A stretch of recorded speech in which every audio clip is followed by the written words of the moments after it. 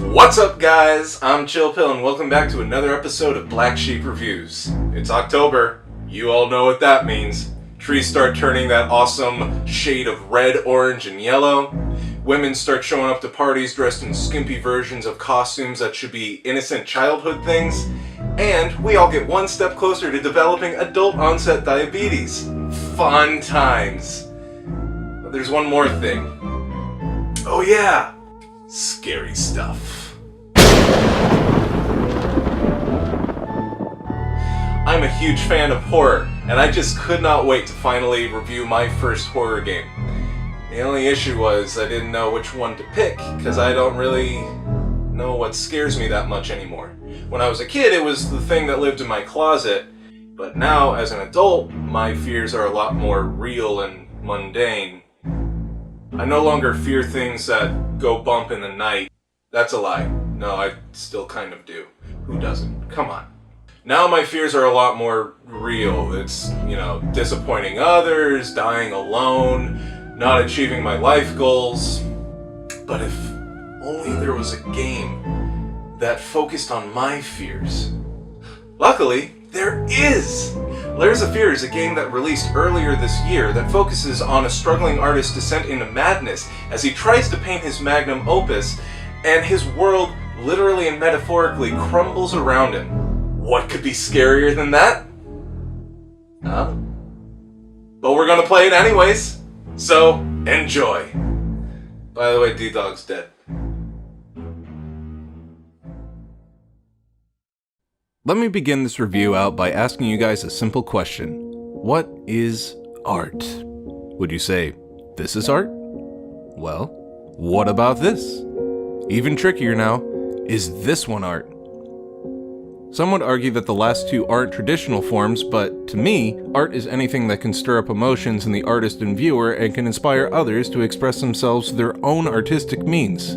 For some, the wanton drive to make a beautiful masterpiece can become utterly maddening. Ah! They're dogs! And they're playing poker!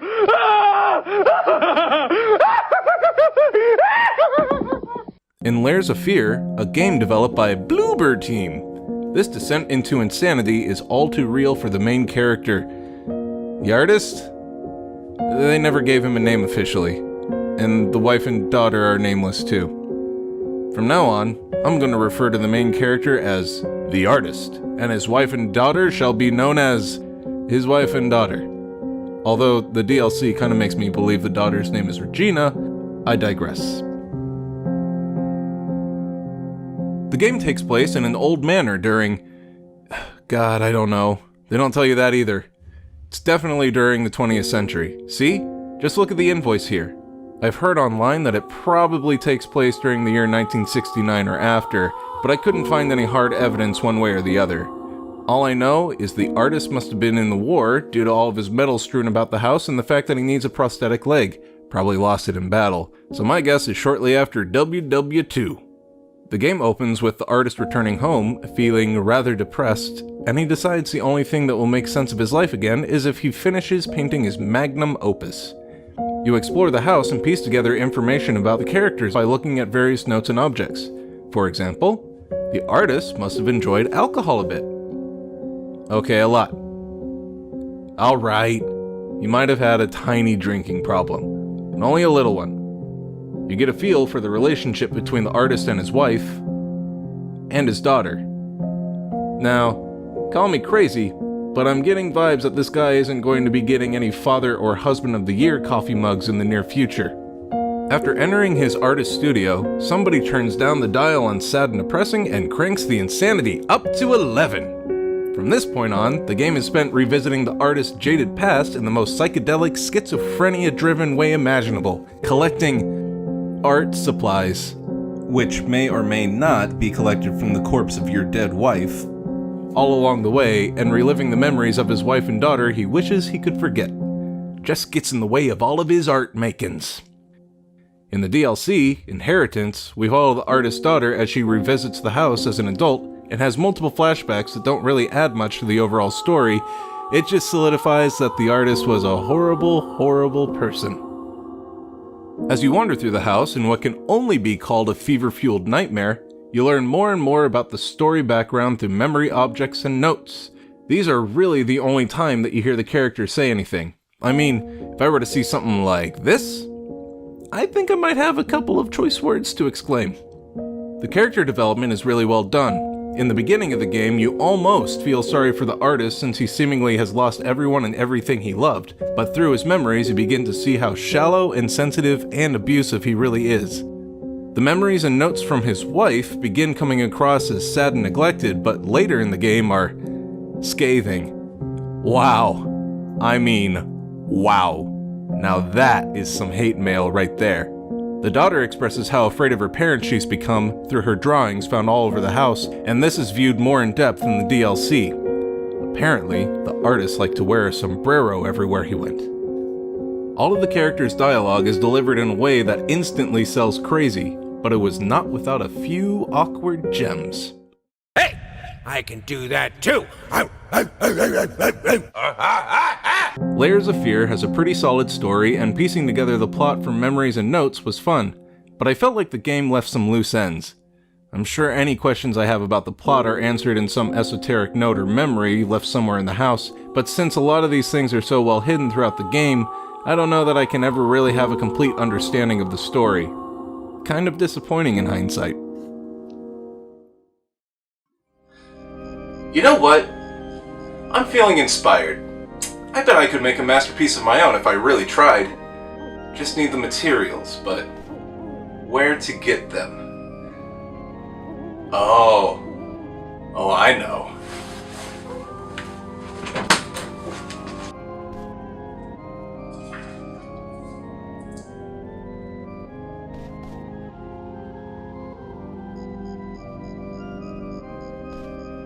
Nope.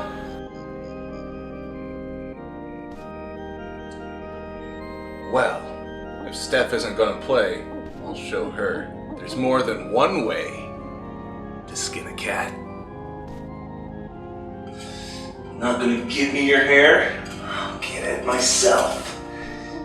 Yeah, that's the stuff. You would think that a game that revolves around an insane painter and his art would have some stunning visuals. Well, you'd be right. In fact, the art direction was by far and away my favorite part of this game.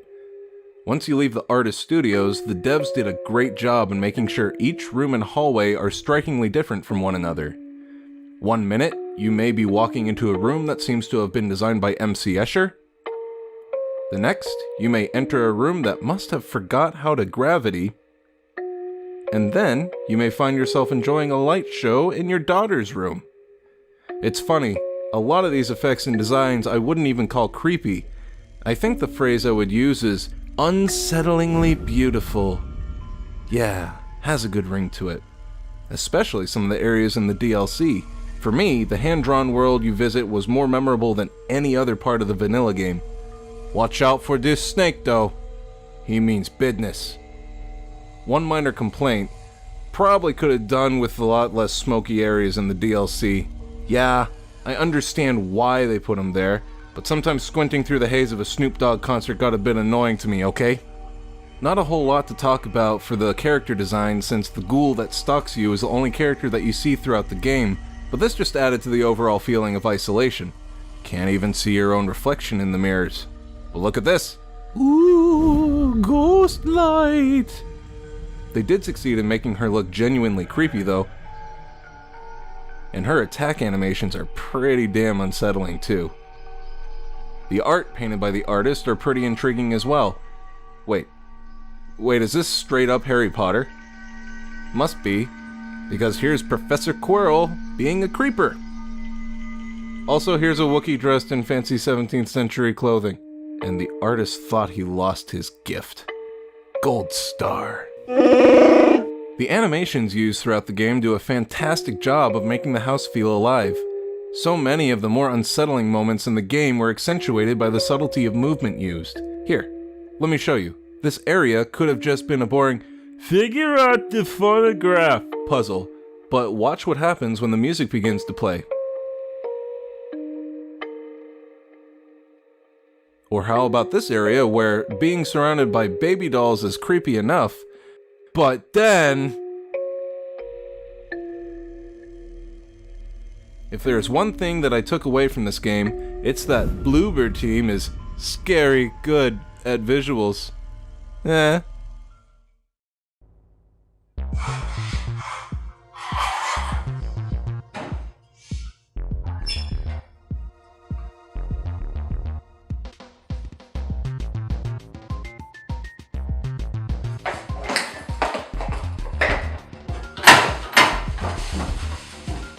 Are you digging through the trash again? No!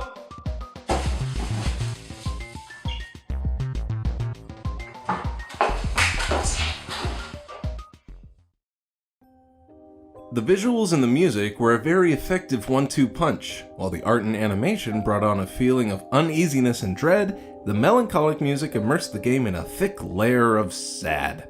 Now, if you'll allow me just 1 second, I'm gonna slip on my overanalysis glasses. There we are. To me, there's a reason why the art is so unnerving and the music is so sad all the time. The artist struggles against himself to rekindle his quickly fading talent, and all of his many shortcomings in life begin to manifest themselves as deranged illusions to reflect his own inner turmoil.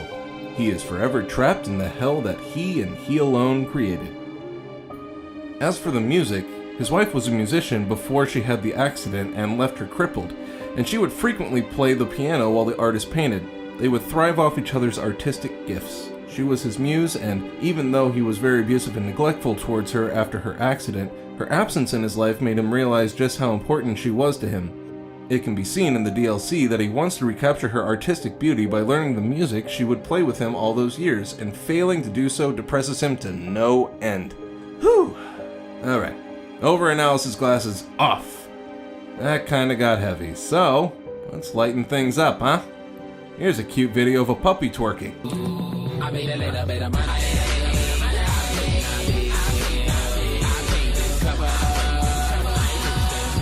Better now? I thought so. I thought the music did a very good job helping set up the atmosphere of certain sections in the game. It's integrated very well into different areas and adds its own flair to the weirdness happening all around you. In your room, you basically summon Satan by having his record play backwards.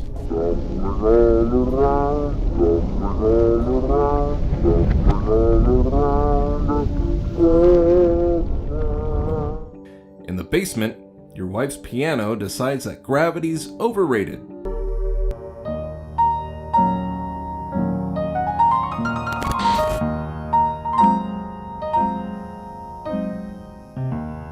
It's just a shame that the music didn't have staying power. Honestly, after the credits rolled and I'd been away from the game for a while, I'd completely forgotten how any of the songs sounded. If you couldn't tell by listening to them during this review, the songs all kinda sound similar and follow the same motif throughout the game. At times, the music even sounded like a variation of Beethoven's Moonlight Sonata to me, especially the music box.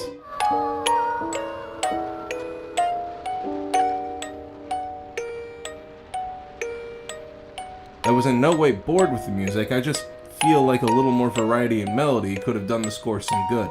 The sound effects were all pretty standard for a decrepit old house, but honestly, that's exactly what I would expect from a game like this. Rat squeaking, piano key slamming, the thump and drag of your wife's gimp leg,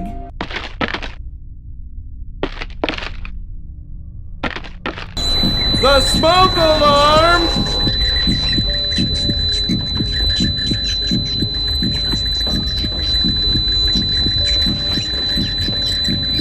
They all add positively to the overall intensity of the house. Then there's this. I don't know why, but I kept doing this over and over because I couldn't get over how gross it was. So, even though all the sounds and music helped to build the ambiance around the game, I felt like it didn't have as much of a memorable effect as, say, the art or the story.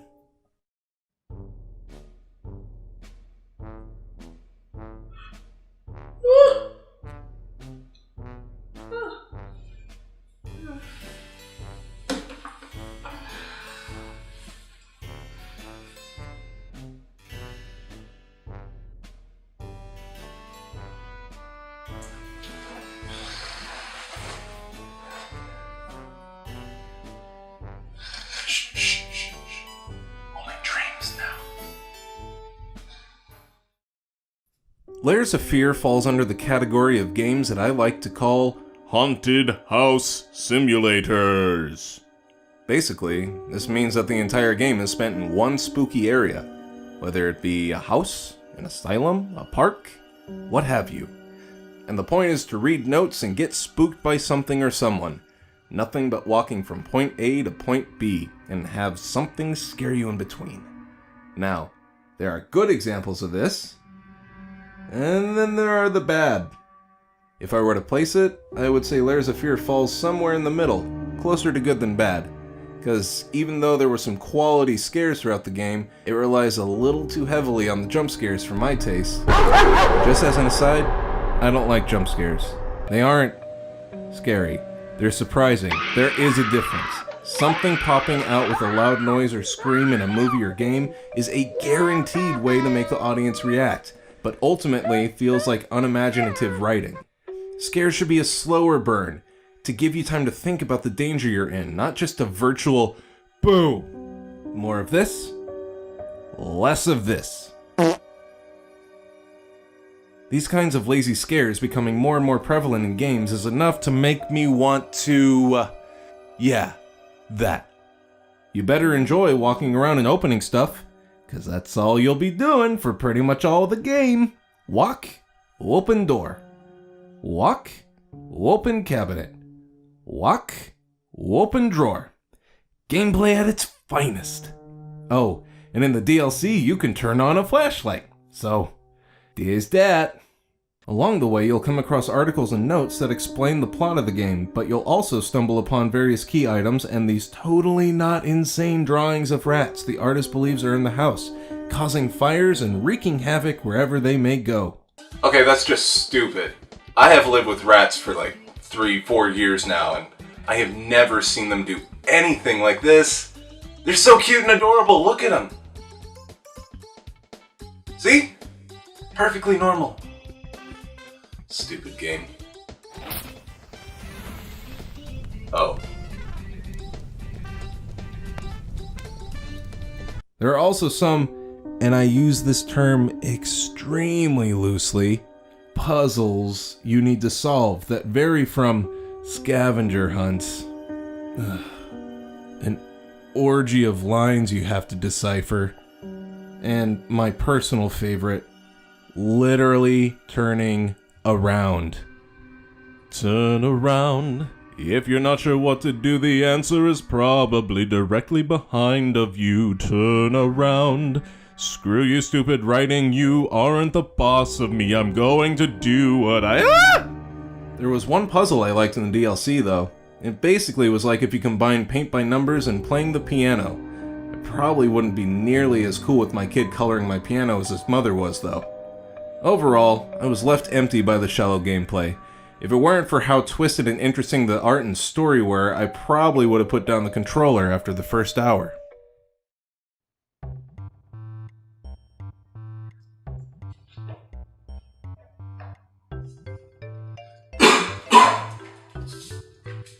Why do you have a knife? What the f are you doing?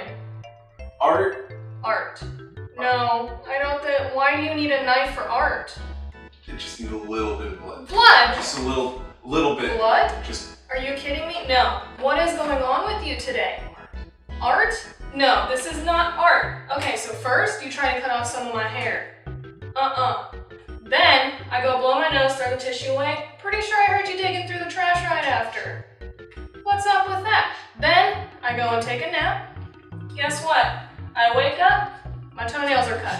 What is this? I told you sometimes nails just shorten them so they go back They into... don't. That is not how it works at all. Don't even try to lie to me. Look, I just need a little bit. No. A little. No. Steph. You're not getting any blood. Steph, come You're on. not getting anything else. I don't know what you're doing. You're not playing fair. You are A little. crazy. A little. Man. I love you. She's not gonna do it. I gotta man up. I gotta do it. I gotta be the one. Okay. Okay. Just a drop. Not a lot. Just a drop. Not a lot.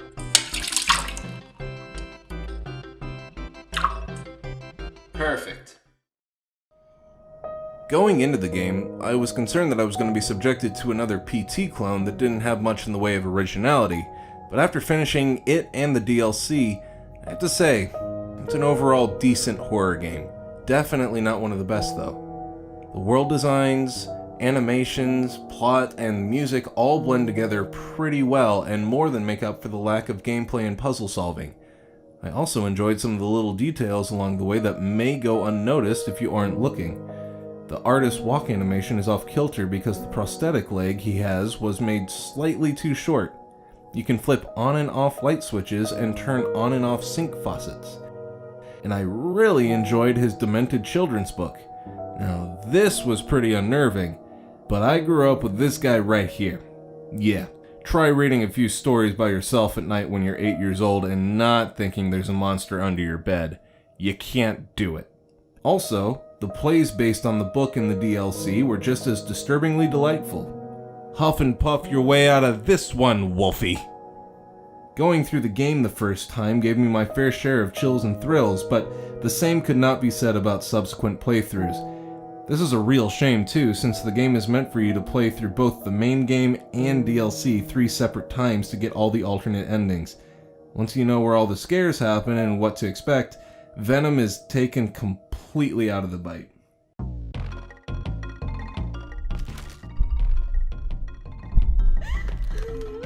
Christmas on a cracker!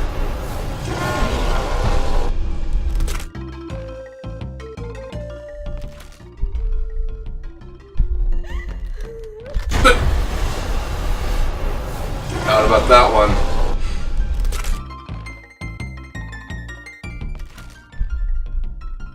And now. Yep, right on schedule. After having beaten the game a couple of times, I was hoping the DLC would give me more of the same and I could relive some of the dread I felt in the main game. Sadly, this wasn't the case. DLC wasn't scary at all, it was just so sad.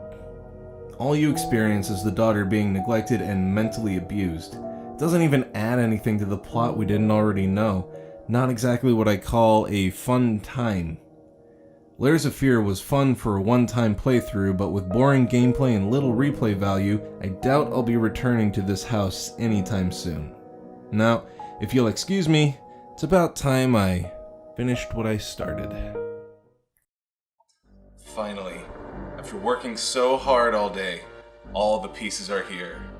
Everything's ready.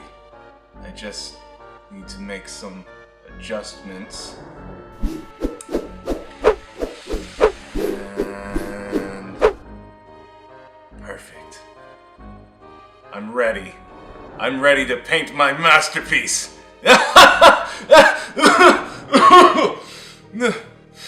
Let's paint.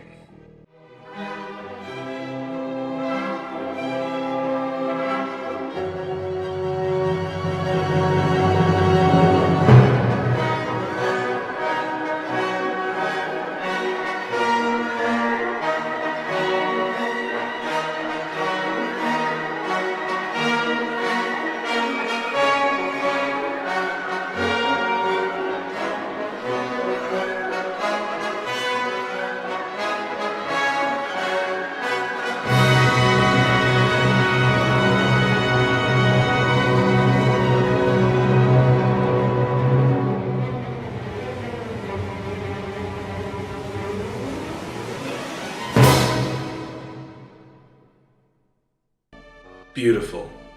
So much effort, so much hard work. It's perfect. But there's something off about it.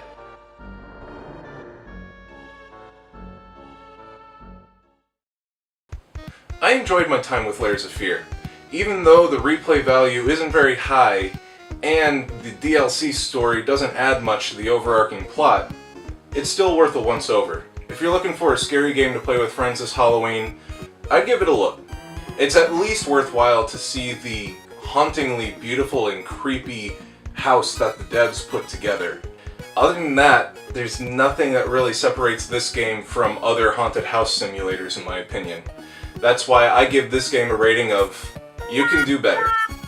That means that it's not the worst game, but it's also lacking in overall good quality. So, until next time, I'm Chill Pill, reminding you, if a stranger offers you candy, take it. Strangers have the sweetest candy. Hiya! Hey guys, hope you enjoyed the episode. Hope it wasn't too spooky for you. If you did, give us a like. And, if you haven't already, subscribe to the channel, share us with your friends, do all the things. If you want to see us play some fun games, click right over here for some Sleepy Sheepies. And if you missed last month's review, click right over here. It's Rogue Legacy. If you have any comments, be sure to leave it in the comments section below, and let us know what games we should play next. What are your favorite games to play during October? Be sure to let us know there too. We'll see you next time.